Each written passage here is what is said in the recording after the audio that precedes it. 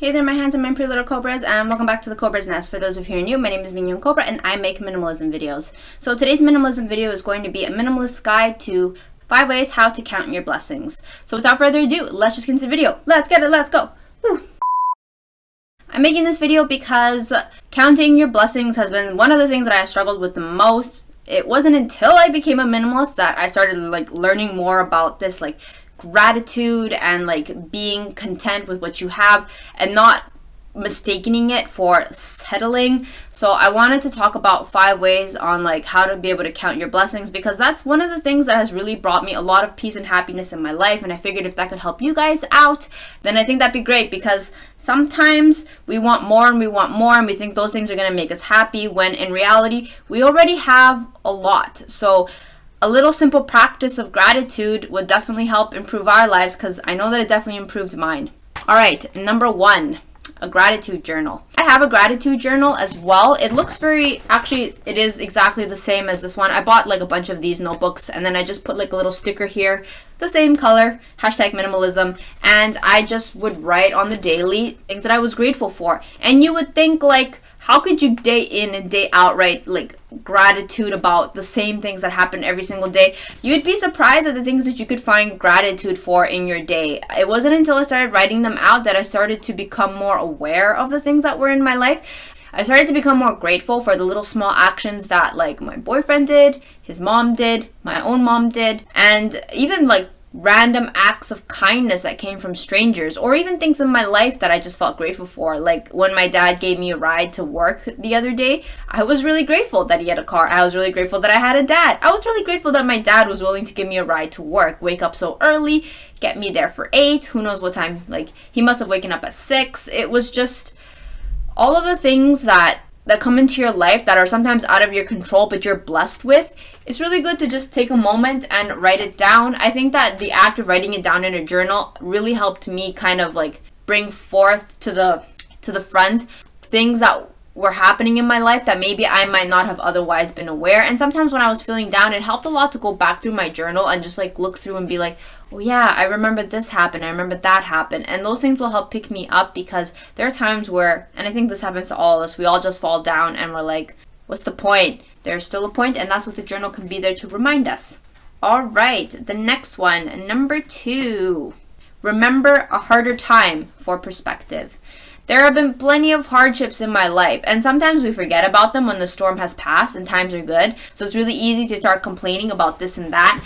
But when I think back to some of the struggles that I've already gone through, it definitely helps put into perspective some of the things that I'm going through. So some examples I can think of in my own life: when I was going through med school, I remember feeling really disillusioned and feeling this is so hard, this and that. But when I thought back to when I was in undergrad, I too had to study really hard, and it put into perspective that med school is a lot easier because I'm finally in. I remember the stress of worrying whether I was going to get in or not when I was in undergrad is not the same type of stress as it is when you're in med school. Once you're in med school, you're working hard, but you know that you're already in. Before I got in, every single test mattered, because I was this could be the one that breaks or makes my GPA. So sometimes thinking back to a harder time definitely puts into perspective some of the struggles that we're having, whether it be maybe this is a big challenge and we're going through it, or this is actually not that bad, I've been through worse. All right, number 3, be stoidic. I have harped on this a lot on my channel, so I'm sorry guys if it sounds like a broken record, but being stoic was one of the things that really helped me to stop being such a crybaby. Will knows that I would cry about a lot all the time. I'm so ashamed to say it, guys, but sometimes I was a little bit of a princess. If things didn't go my way, I cried. So this tip is actually one that I picked up from Mr. Money Stash. He was actually the one who introduced me into this concept of becoming stoic. So becoming stoic is the opposite of being on the hedonistic treadmill. So it's you want more pleasure and that runs out, or you baseline so you get more pleasure, and the same thing happens. You just need harder and harder pleasures to get the same feeling of pleasure. So the solution to, instead of you run out of pleasures and you baseline, is to actually go in the opposite direction and intentionally or voluntarily create hardships for yourself. I know, what kind of masochistic, self-inflicting person would do that. But yeah, it's actually really good. So for example, it's raining outside, you still go for the run, but instead of feeling like, oh my god, it's raining, do I really want to do this, you're like, nah man, like I'm here and I'm just gonna be tough and it's gonna be amazing. And you think that these are the things that are gonna turn you into a badass, and that level of stoicism makes you really appreciate ordinary things as pleasures. So for example, if you're stoic and you take cold showers, that one time you take a hot shower, it just feels amazing. So instead of always having to pamper yourself more than the hot shower, then you need like special soaps and this and that, and it's just like hamster wheel. You can go the opposite direction, and just same thing with like your diet. You eat a lot of vegetables or more like bland foods. That one time you have a burger, it just tastes that much more amazing, or vice versa. Maybe eating burgers all the time is your form of stoicism. I don't know. I'm not here to judge, guys. Number 4, focus equally on the positives and the negatives. So there's a Chinese saying that is, it's not a saying per se, but it's a story. It's about a man who has a horse, and the horse runs away, and he's like, oh no, I've lost my horse, this is terrible. But then the horse comes back and brings back more horses with it, like a mare and a pony, and he's like, oh my god, this is great. So he gives the horse to his son, and his son rides the horse, but he falls off the horse and he breaks his legs. He's like, oh no, this is terrible. But then the army comes recruiting, and then he's like, we're not going to enlist your son in the army because I guess he's disabled. And it's like, oh, this is good, it saved my son's life, he doesn't have to like go to the army and risk dying. So anyway, the saying is that not all good things are a bad thing or a good thing, and it just kind of brings to light that we shouldn't always just focus on the bad and or on the good. We should focus on both, like have like a balanced view when looking at things. What does this have to do with gratitude? Well, that's something that really helped me a lot too. When I was just only focusing on the good, when I was being like too obsessive with gratitude, anytime any little bad thing happened, I just would like lose it and I would just fall apart, and I was like, woe is me. But I started realizing that maybe sometimes focusing on the negatives and thinking, you know, this is not necessarily a bad thing and it's not necessarily a good thing, kind of like the story, gave me a different perspective that life is not necessarily black and white. There are shades of gray, and not all things are as they seem. Some things that seem bad might be a good thing, and not all good things are a bad thing. And so it just kind of made me more balanced in my perspective of life, and that balance aspect brought a more natural way of expressing gratitude, like, oh, things have happened, like let's see how this plays out, instead of like losing our cool and being all like, oh my god, life's terrible, what am I gonna do now? All right, number 5, if you fall down, and when you fall down, how do you get up?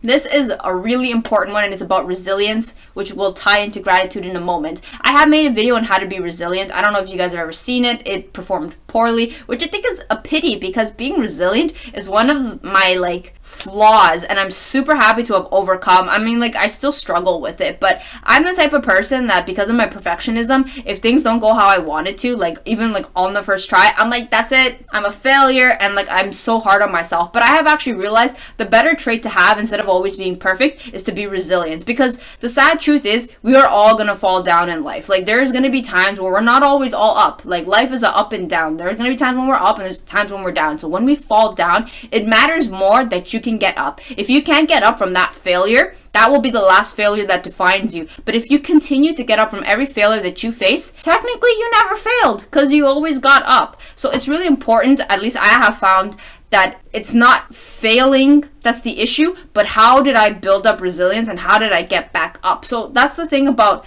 being grateful, is that when there are hardships and when there's like, I guess, failures, I guess for lack of better words, or like you're going through hardships, is thinking, what good can I get out of this? Like, what can I learn out of this? Like, what in this terrible situation can I possibly get from this? And that becomes the motivation on how to get up again and continue your resilience. So for example, think of a scenario or a situation where things were really hard and how you got out of it. It was most likely because you reframed or had hope again about things that were going to come again. For myself, my YouTube channel, that's a really good one. I used to cry all the time to Will about that. It's funny, now that it's been 4 years, not that I don't care, but I kind of don't care about my YouTube channel. I know that sounds awful and I really shouldn't say that on camera, but it's true. The amount of how much I cared in the beginning was just so detrimental to my mental health. I cared way too much about, why is nobody watching my videos? Like, why are people not liking? Why are people not subscribing? And I just couldn't get up. Like, I was just constantly falling down. And it was that resilience of, okay, you know what? I can learn something from this constant failure. And I decided in the end that if nothing else with my YouTube channel, I just didn't want to be a quitter. It didn't matter if my channel never became a success. I just at least didn't want to be a quitter.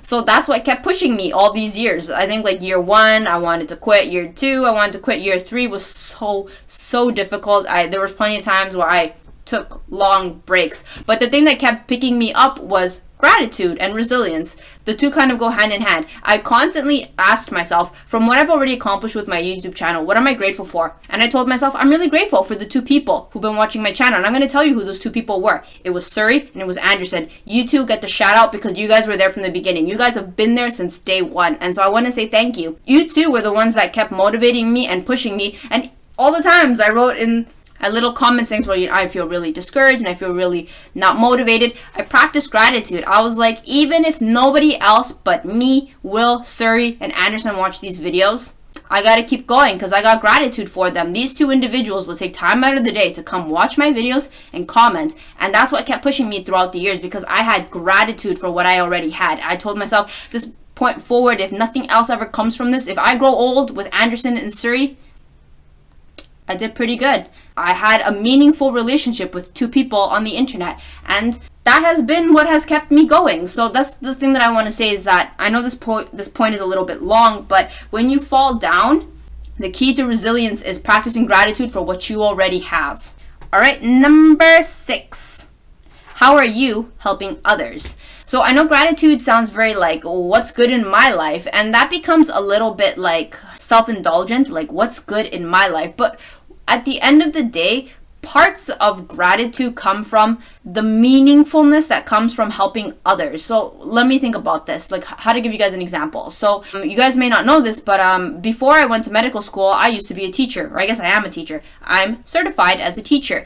And I never really understood what people always talk about. Oh, it's so meaningful to be good to others. I just roll my eyes. I'd be like, oh my God, like how? Till I actually became a teacher and it became my job to help serve children, to educate children, to help them along in their educational goals. I realized that there is a lot of meaning to be derived from helping others. And it made me really grateful for my own life because it made me feel fulfilled and made me feel like I had a meaningful job. Like I went to work and I had an impact on children just as they had an influence on me. So what I'm trying to say is it gave me that kind of happiness feeling, that gratefulness feeling when I was serving others. So what I'm trying to say is if you want to practice a bit more gratitude in your life and you feel like you've kind of run out of like things to be grateful for, think of things that are good for others that you are providing. And that is another form of gratitude. Gratitude is not only just about what's good for you, but also what are you doing for others. That I think is at the end of the day, one of the more important lessons to take away from gratitude is thinking, what can I do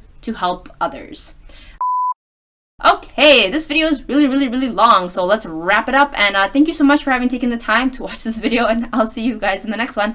Thanks for watching. Bye!